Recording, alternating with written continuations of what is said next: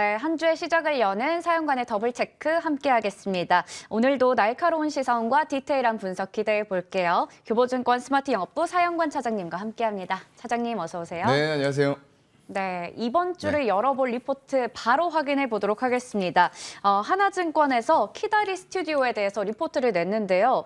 부진한 실적이 예상이 된다라고 합니다. 바이트댄스 효과도 소실이 됐고 그리고 상위권에 있던 콘텐츠들이 지금 휴재에 들어갔다고 하는데요. 자세하게 얘기 좀 부탁드릴게요. 글쎄요. 일단 연간으로 봤을 때는 성장은 계속 좀 지속이 되고 있다라는 부분들인데 전분기 대비해서 이제 우리가 피크아웃 이런 것들을 굉장히 좀 싫어하는 단어입니다. 그렇다 보니까 일단은 2분기에 반영이 됐었던 바이트댄스의 효과가 좀 소실될 수 있다라는 부분들이 하반기에 영향을 미칠 것 같고요. 말씀해 주신 대로 이제 휴재가 좀 들어간 부분들이 있는데 그게 주요 작품들이에요. 그렇다 보니까 이게 10월 기점으로 해서 시즌2가 연재가 시작이 되긴 했지만 그래도 지금 한 달간의 휴재기를 거치는 동안의 실적 부분들이 굉장히 그런 작품들에서 크게 나오고 있었던 것들이 조금 사라지는 일시적인 효과가 좀 반영이 되면서 3분기 실적도 그렇게 2분기 대비해서는 좀 실망스러울 것 같다라는 내용들이 골자가 될 것 같고요.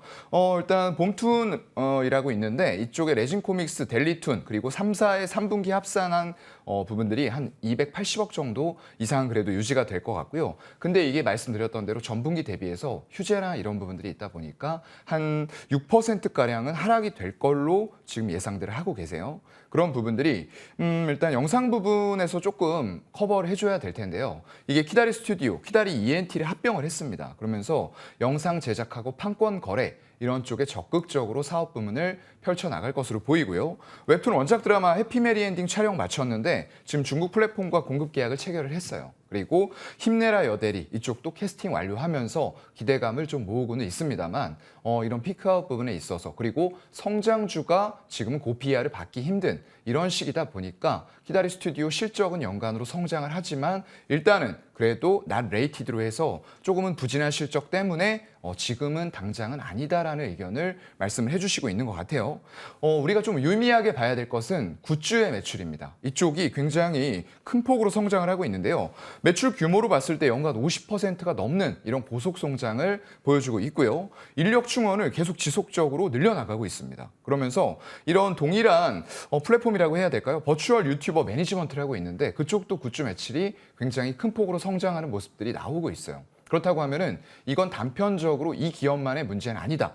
전체적으로 봤을 때 굿즈가 고속 성장을 계속 이어나갈 수 있다라는 부분들 좀 여러 가지 사업 분야를 포트폴리오 다변화해 나가면서 실적들을 충원해 나가고 다시 한번 시장으로 유동성이 들어오는 시기에는 굉장히 큰 폭의 또 주가의 상승 흐름들이 나올 수도 있는 그런 종목이 될 수 있지만 지금 당장은 조금 어려울 수 있다라는 관점으로 받아들이시면 될 것 같습니다. 네, 리포트와 의견 일치 제시를 해주셨고요. 지금 주요 상위권의 콘텐츠들이 부재한 상황이기 때문에 휴재에 들어갔기 때문에 영상이나 굿즈는 오래 볼 수 있는 요인이 되겠지만 아무래도 실적에 대한 부진이 예상된다라는 부분 짚어주셨습니다. 그래서 똑같이 많이 빠지긴 했지만 이왕이면 이쪽을 좀 주목하고 계신 것 같거든요. 네, 맞아요. 절대적인 일단은 밸류상에서 조금 싸다라고 보이기 때문에 대원미디어라는 종목을 가져왔어요. 이거 제가 전에도 한번 말씀드렸던 쪽인데 만화하고 애니메이션 콘텐츠 관련된 종합 엔터테인먼트 기업입니다.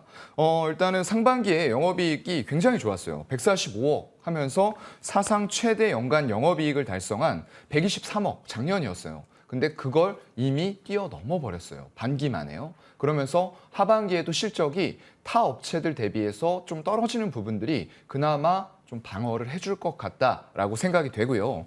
일단 유통 쪽에서 닌텐도 관련해서 좀 안정적인 캐시카우가 깔려있는 그런 가운데 출판이라던가 방송까지도 같이 하고 있고요. 국내에서 가장 많은 프로그램을 보유하고 있는 일단 대원 방송, 애니원, 애니박스 이런 쪽들이 소속이 되어 있습니다. 거기다가 일단은 아머드 사우루스를 하고 있는데 이쪽이 어린이들에게 굉장히 인기가 높은 쪽이기 때문에 이런 IP를 이용한 아까 말씀드렸던 굿즈 이런 쪽으로도 굉장히 사업 포트폴리오 확대해 나가기가 용이하다라고 보이고요. 실질적으로 파트너사들이 굉장히 많아요. 그러면서 향후에 굿즈 매출이라던가 IP를 이용한 여러 가지 사업 포트폴리오의 다양화가 이루어질 수 있다라는 부분들이 강점이 될 것 같고요.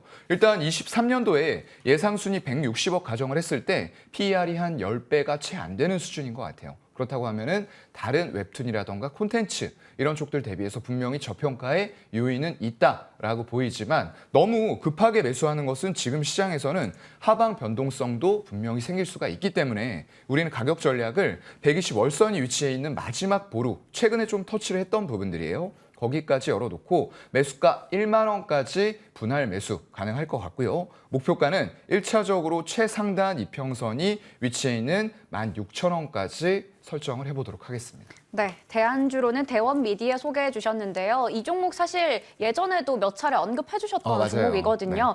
우선은 너무 급하게 들어가기보다는 10,000원 선까지 분할 매수를 해서 16,000원 선까지 목표 주가 설정해 주셨습니다. 두 번째 리포트 확인해 볼게요. 바로 KB증권에서 LG전자에 대한 리포트가 나왔는데요. 목표 주가를 하향 조정했습니다. 기존 12만 원에서 11만 원으로 내려잡았고요. 지금 TV 사업의 둔화라던가 전장 부품 외에는 사실 다 부진한 상황이거든요. 어떻게 보시나요? 글쎄요. 이게 전장 쪽으로 좀 크게 선회를 하면서 굉장히 내용은 좋다라고 느껴지는 기업인데 일단 외국인들의 행보는 역시나 좀 좋지는 않았어요. 계속적으로 지분을 줄이면서 20만 원 고가 대비해서 정말로 반토막 이상이 나버린 그런 비운의 종목이라고 볼 수가 있겠습니다.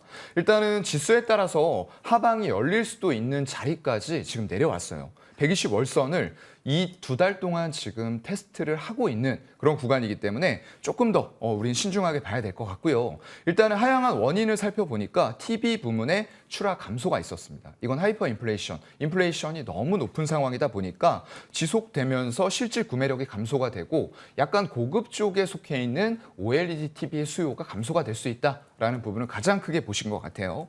그러면서 가격 인하까지도 불가피하다라는 전망을 같이 주셨습니다. 그런데 일단 전장 부문은 굉장히 견조해요. 초고속 통신망 구축하면서 다양한 통신 기술이 확보가 되고 있고요. 여기를 기반으로 해서 인포테인먼트 중심의 수주가 계속 증가되고 있는 이런 전장 부분에서는 굉장히 고무적인 모습도 같이 나오고 있다라는 것도 팩트입니다. 일단 9년 만에 2개 분기 연속으로 흑자 기조가 유지가 되고 있고요. 중장기로는 지금은 현재 개인 고객들에 좀 치중이 돼 있어요. 근데 이게 B2B로 좀 확대될 가능성도 충분히 있다라고 보이고요. 일단 현재 LG전자 주가는 역사적으로 하단 밸류입니다. 지금 주가 빠진 거 보면은 맞을 것 같고요. 일단 전장 쪽을 모든 거 그동안 안 됐던 것들을 버리고 전장으로 탈바꿈을 하고 있는 기업인데 정말 여기에서 하이퍼 인플레이션이 어느 정도 수그러들고 그동안에 꾸준하게 캐시카우를 펼쳐왔었던 가전 쪽이 잘 되는 모습들이 나오면서 밸류를 높일 수 있는 전장까지도 확대가 된다라고 했을 때는 지금이 주가의 바닥이 될 수도 있는 구간이라고 저는 좀 생각을 하는데요. 일단은 위험한 구간이기 때문에 우리가 120 월선을 이번 달에 지지를 받을 수 있는지 그냥 현재가 부근이라고 생각을 하시면 될 것 같아요. 그래서 만약에 지지가 되고 지금 시장에서 얘기하는 것처럼 매파적으로 일관해오던 연준이 약간의 스탠스 변경을 한다라고 했을 때는 지금이 정말로 바닥이 될 수도 있는 그런 가격이라고 보입니다. 네, LG전자가 올 초에 거의 14만 원, 15만 원 선에 있다가 지금 8만 원 선까지 뚝 떨어졌습니다. 반토막 정도 났는데 앞으로 이러한 연준의 스탠스가 유지가 된다면 지금도 바닥이 될 수 있다라는 얘기를 해주셨습니다. 일단은 동상이몽의 의견 제시해 주셨고요. 대안주로는 화신을 가지고 오셨거든요. 화신은 정말 10월 13일 기점으로 해서 급반등이 나왔는데 가격을 어떻게 잡아야 될지 좀 궁금하네요. 그러게요. 정말로 이제 급반등이 나왔는데 내용은 정말 좋았는데 이런 내용과 관계없이 주가가 빠질 수 있다라는 부분들 여러분들 항상 좀 체크를 하셔야 될 것 같고요. 일단은 이 미국 쪽에 공장을 가지고 있다라는 부분들은 메이드 인 USA 관점에서 정말로 딱 맞아 떨어지는 그런 기업이 될 수밖에 없다라고 보이고요. 일단 배터리 케이스 수주 이런 쪽들에 대해서 완성차와의 협력 관계 이런 것들은 더욱더 깊어질 수밖에 없어요. 왜냐하면 배터리가 전체 차량 중에서 20에서 30% 원가를 차지하기 때문에 그걸 보호하는 거는 정말로 중요한 작업입니다. 그래서 배터리를 보호하는 데 있어서 이런 케이스들 굉장히 중요하게 역할을 할 수밖에 없는 그런 상황이라고 보이고요. 2016년도 이후에 최대 영업이익을 달성할 것으로 보이고 내년부터는 메이드 인 USA 효과가 더욱더 커질 수밖에 없는 인플레이션 감축 법안의 최대 수혜를 받을 수 있는 그런 기업으로 보고 있습니다. 그래서 매수는 일단은 6,800원까지 우리가 조금은 보수적으로 열어놓고 접근하시면 좋을 것 같고요. 목표가는 일단은 10,000원까지 잡아보도록 하겠습니다. 네, 매수가를 6,800원이면 좀 눌렸을 때 잡아보자 얘기를 주신 것 맞아요. 같고요. 목표 주가는 10,000원, 1차, 2차는 14,000원 제시해 주셨습니다. 그러면 이번 주 유망주 알아볼 텐데요. 제가 앞서 또 브리핑 시간에 네. 2차 전지 쪽 삼성 SDI 얘기를 집중적으로 했는데 네. 이번 주 유망주로 삼성 SDI를 가지고 오셨습니다. 맞아요. 수급이 일단은 너무 잘 들어오고 네. 있고요. 그래서 최근에 8월, 9월에 고점까지 주가가 다시 한번 올라오는 모습들이 나왔어요. 지난 금요일에 외국인과 기관 양쪽 다 순매수 1위 종목으로 잡혔던 그런 종목이고요. 일단은 글로벌 전역에 전기료가 같이 올라간다는 건 좀 부담이 될 수도 있어요. 근데 이런 부분에도 불구하고 주 고객사인 BMW의 프리미엄 세그먼트 위주의 판매량 증가 이런 것들 굉장히 우호적이다라고 보이는 부분이고요. 신차 출시까지 하면서 젠5 배터리가 탑재가 됐습니다. 그렇다고 하면 더욱 수익성이 좋아지는 이런 제품들이 나가고 있는 부분들이 될 거고요. 그래서 향후에도 이런 우호적인 수주 환경이 지속이 될 수밖에 없고 공격적인 수주를 펼쳐나가지 않을까라고 좀 생각이 되는 기업입니다. 앞에서 내용을 많이 말씀해 주셨기 때문에 제가 주가적인 측면에서 한 번 더 말씀을 드린다라고 하면은 일단 가격은 조금 더 눌렸을 때 우리는 보는 게 좋을 것 같아요. 일단 3중 고점이 형성이 됐기 때문에 수급이 좋아서 뚫고 올라갈 수도 있습니다. 하지만 빠진다는 부분도 같이 고려해야 될 것 같고요. 60만 원까지 열어놓고 분할 매수 가능할 것 같고요. 목표가는 일단은 74만 원, 작년 11월 정도 가격까지 보도록 하겠습니다. 네, 조금 더 눌렸을 때 접근해보자 얘기 주셨습니다. 매수가 60만 원 선까지 얘기 주셨고요. 목표 주가는 일단 74만 원으로 제시를 해주셨습니다. 이렇게 해서 이번 주 더블체크 유망주까지 함께 알아봤습니다. 지금까지 교보증권 스마트영업부 사영관 차장님과 함께했습니다. 고맙습니다. 네, 고맙습니다.